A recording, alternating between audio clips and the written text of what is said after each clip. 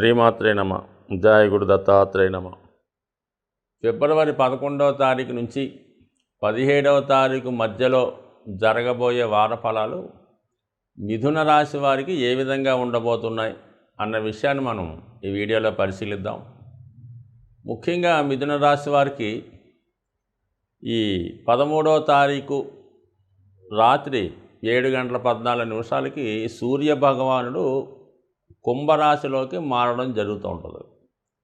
సరే, గత నెల రోజులుగా అష్టమ స్థానంలో ఉన్నటువంటి రవి ఈ జాతకులకి అనవసర శ్రమ, అధికారుల వల్ల ఇబ్బందులు, అనారోగ్య సమస్యలు ఎదుర్కోవడం జరిగింది.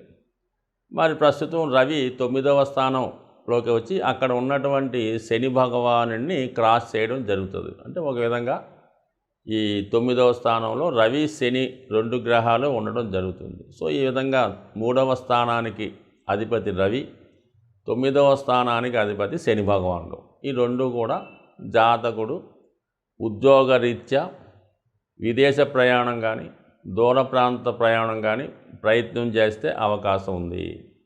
సో అలాగే ప్రభుత్వ ఉద్యోగులైతే వాళ్ళ యొక్క విధి నిర్వహణలో వేరే రాష్ట్రానికి కానీ వేరే ప్రాంతానికి కానీ టెంపరీగా కొన్నాళ్ళు అక్కడ వేరే ప్రాంతంలో వృత్తి చేయవలసి ఉంటుంది. అంటే ఎక్కువగా ఈ మిథున రాశి వాళ్ళు మార్కెటింగ్ సంస్థల్లో ఎక్కువగా పనిచేస్తుంటారు.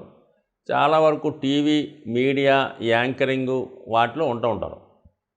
ఈ కారణం వల్ల ఈ వృత్తుల్లో ఉన్న వాళ్ళకి టెంపరీగా మరి విదేశ అవకాశం కానీ వేరే రాష్ట్రంలో కొంతకాలం పాటు జాబ్ చేయవలసి రావడం కానీ ఉంటుంది. అది వీరికి ఆనందదాయకంగాను హ్యాపీగానే ఉండడం జరుగుతూ ఉంటుంది.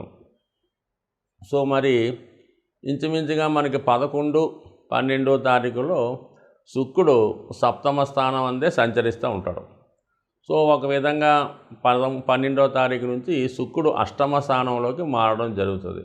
మరి శుక్రుడు 8వ స్థానంలోకి మారడం అన్నది అక్కడ ఉన్నటువంటి షష్ఠ లాభాధిపతితో కలిసి ఉండడం అనేది కొంతవరకు వీళ్ళకి ఎవరికైతే ఈ మిథున రాశిలో ఉన్నారో వాళ్ళకి ముఖ్యంగా దగ్గర బంధువులు అంటే ఈ స్త్రీలతో విరోధం వచ్చే అవకాశం ఉన్నది. సో అదే మిథున రాశిలో వాళ్ళు స్త్రీలు అయితే వాళ్ళకి ఆరోగ్యపరంగా మరి కొద్దిపాటి ఇబ్బందులు ఎదుర్కోవలసి ఉంటుంది.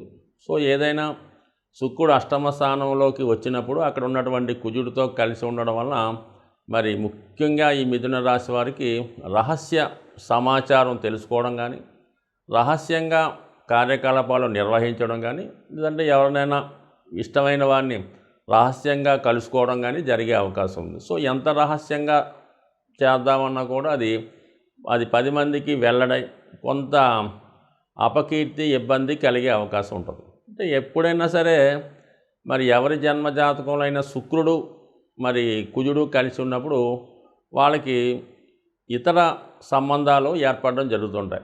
ఏదో ఒక రిలేషన్ లాంటిది ఇతరులతో ఏర్పడడం జరుగుతుంటుంది.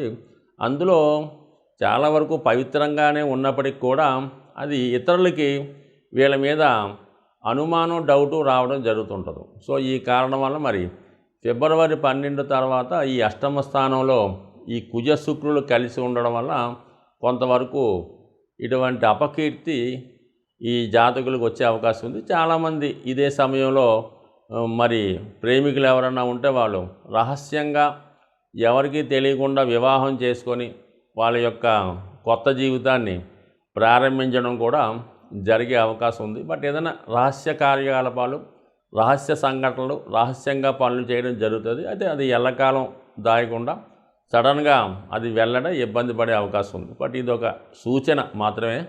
తర్వాత ఏంటంటే కామన్గా మరి గురువు 11వ స్థానంలో సంచరిస్తూ శుక్రుని యొక్క నక్షత్రం భరణిలోకి మారడం ఒక విధంగా జాతకులకి ఆర్థికపరమైన అభివృద్ధి, స్త్రీల ద్వారా అనుకూలత ఏర్పడే అవకాశం ఉంది. అలాగే వృత్తిలో గౌరవప్రదమైనటువంటి స్త్రీలు మీకు మీ యొక్క ఉపాధి అవకాశాల్లో కానీ, వృత్తి వ్యవహారంలో కానీ, ఆధ్యాత్మిక విషయాల్లో కానీ మీకు సహకరించి మీ యొక్క అభివృద్ధికి కారణమయ్యే అవకాశం ఉంది. అంటే మొత్తం మీద ఈ రాశి వారికి శుక్రుడి అనుగ్రహం గురువు ద్వారా లాభసాటిగాను, అదే శుక్రుడు కుజుడితో కలియడం వల్ల అపకీర్తిపరంగాను, ఎంజాయ్మెంట్గాను ఉండే అవకాశం ఉంది. కాబట్టి ఏదైనా ఇది ఏటి మంచా చెడా, ఏ విధంగా మన మార్గం వెళ్తుంది అన్నది ఈ జాతకుడు విచక్షణతో నిర్ణయించుకోవడం చెప్పుకోదగ్గ ఇండికేషను.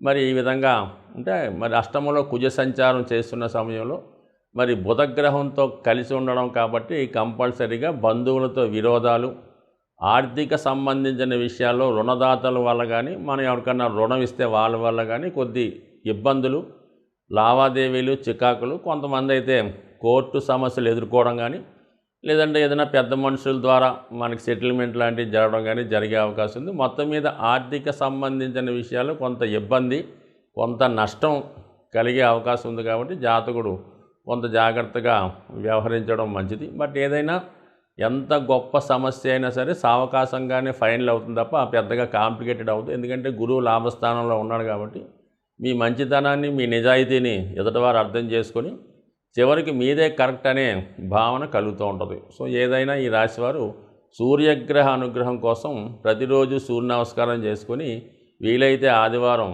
నియమంగా ఉంటే ఖచ్చితంగా ఈ సూర్యగ్రహ అనుగ్రహంతో అటు గవర్నమెంట్ తరపు నుంచి రావాల్సినటువంటి ఏమైనా పథకాలు మీకు అనుకూలంగా రావడం, ధనం రావడం అది జరుగుతుంటుంది. గవర్నమెంట్లో ఏమైనా పనులు కావాల్సి ఉంటే ఈ సమయంలో పెద్దల సహకారంతో పూర్తయ్యే అవకాశం ఉంది. ఈ వారంలో అంటే మనకి ఫిబ్రవరి 11 నుంచి 17వ తారీఖు మధ్యలో ఒక అద్భుతమైనటువంటి సూర్యభగవానునికి సంబంధించినటువంటి పుణ్యతిథి రాబోతుంది. అదే రథసప్తమి.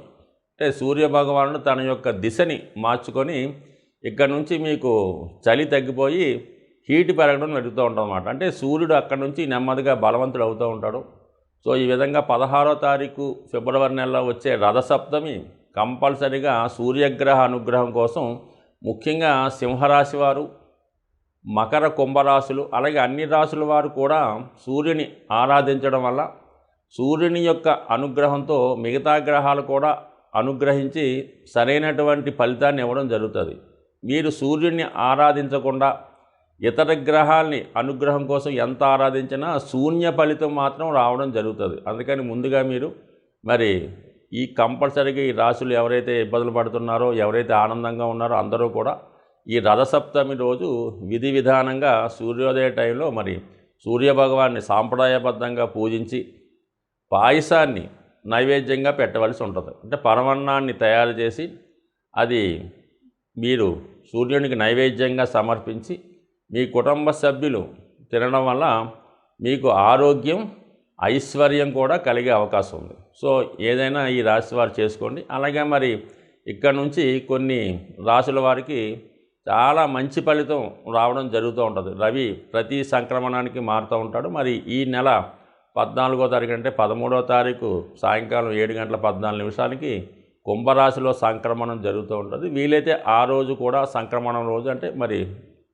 14వ తారీఖున విధి విధానంగా ఉపవాసం ఉండి మరి ఆ రోజు నియమంగా ఉపవాసం ఉండడం వల్ల కూడా రవిగ్రహం యొక్క అనుగ్రహానికి పాత్రులయ్యే అవకాశం ఉంది. ఎవరికైతే ఐశ్వర్యం కావాలో, ఎవరికైతే ఆరోగ్యం కావాలో, ఎవరికైతే రాజకీయ పదవి, ప్రభుత్వ ఉద్యోగం కావాలో కంపల్సరీగా వాళ్ళు సూర్యుడిని ఆరాధించడం వల్ల అతి శక్తివంతులై ఎవరి సహాయం లేకుండా మీకు మీరే సాధించుకునే శక్తి సూర్యుని యొక్క అనుగ్రహంతో లభించే అవకాశం ఉంది. అది సింపుల్గా మరి మీరు ప్రతిరోజు సూర్యాష్టకం కానీ, ఆదిత్య హృదయం కానీ, కేవలం ఓం సూర్యాయ నమః అన్న చిన్న మంత్రాన్ని చదువుకున్నా అంటే మనం ఏదైనా భక్తి, శ్రద్ధ, ఇంట్రెస్ట్ తప్ప గంటసేపు మంత్రాలు చదివినా పెద్ద ఉపయోగం ఉండదు. ఎటువంటి దాంట్లో భక్తి లేకుండా చాలా నమ్మకంతో చిన్న మంత్రాన్ని చదివినా సరే మీకు సంపూర్ణమైన బలాన్ని, ఐశ్వర్యాన్ని, ఆరోగ్యాన్ని సూర్యభగవానుడు ఇచ్చే అవకాశం ఉంటుంది. కాబట్టి కంపల్సరిగా వాళ్ళ స్థాయిని బట్టి సూర్యభగవాన్ని విధి విధానంగా మరి ఈ 16వ తారీఖు ఫిబ్రవరి రోజు పాటించి ఆ రోజంతా కూడా నియమంగా ఉండడం వల్ల సంవత్సరం మొత్తం మీరు నియమంగా ఉన్న ఫలితం వస్తుంది. కాబట్టి ఈ చిన్నపాటి రెమెడీని ఆచరించి మరి 12 రాశుల వారు సూర్యగ్రహ అనుగ్రహం పొందుతారని ఆశిస్తూ స్వస్తి.